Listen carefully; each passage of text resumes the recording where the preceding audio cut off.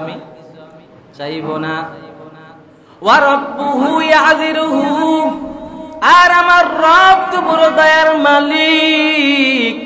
কারণ আমার আল্লাহ যদি জাহান্নামে গোলামকে জান্নাতে দেয়, কৈফিয়ত দেওয়ার কারো কিছু নেই।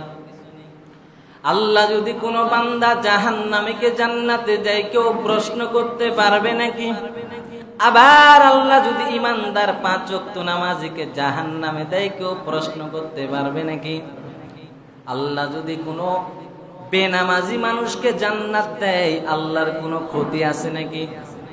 আল্লাহ যদি কোনো ইমানদার মানুষকে জাহান্নামে দেয়, আল্লাহর ক্ষতি আছে নাকি? তাহলে দয়া কার?